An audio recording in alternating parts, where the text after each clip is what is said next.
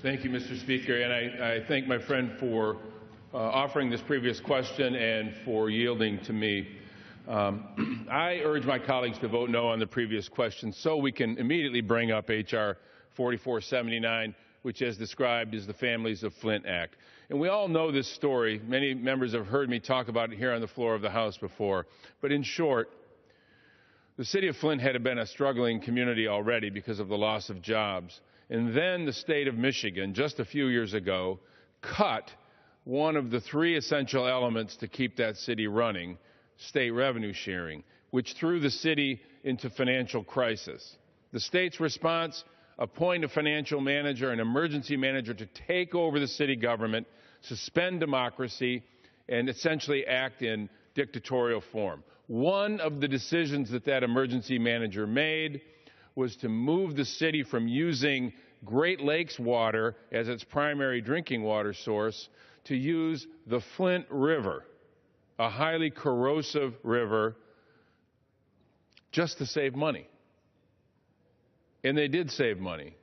The corrosion from that water, untreated, caused lead to leach into the pipes in Flint and to the homes of 100,000 people. There are consequences to that decision. The lives of children, the lives of people in Flint are permanently affected by that. 9,000 children under the age of 6 could potentially bear scars of this poisoning for the rest of their lives, have their development affected. Lead is a neurotoxin. It affects brain development. Its impact is permanent. But with help, people can overcome the effect of this kind of lead exposure. The failure by the Michigan Department of Environmental Quality, the terrible mistakes made by the emergency manager, cannot be undone. The effect can't be changed. But what we can do is make it right for the people of Flint. We can prevent another exposure, and the Kildee-Upton bill that I worked with my friend across the aisle, Mr. Upton, would do that, but just preventing the next Flint isn't enough. We have to make it right for the people of Flint, provide them justice. The Families of Flint Act would do that. It would provide the immediate relief to make sure that they have clean drinking water. It would provide support to get rid of those lead service lines and improve the water distribution system so that this does not happen again. But importantly, the Families of Flint Act would also provide the ongoing support for those families in Flint to give them the kind of health care that they need to overcome the effect of lead exposure, monitoring of their health, but especially would provide for kids who should get every opportunity to overcome the effect of lead exposure by basically providing to those 9,000 children the same thing that any of us would do for our own children if they had a developmental hurdle to overcome. The kind of behavioral support, the kind of enrichment opportunities that many of these kids, because they're born in poverty in Flint, don't have access to. This would provide that for them to make sure that they have a chance to overcome this terrible crisis.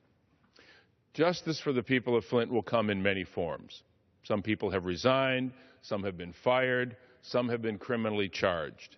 But none of that does any good for the people of my hometown unless we also do what we can to restore to them the opportunity that the kids and the families in Flint, and like any other American, expect to have for their kids. Justice comes in lots of forms.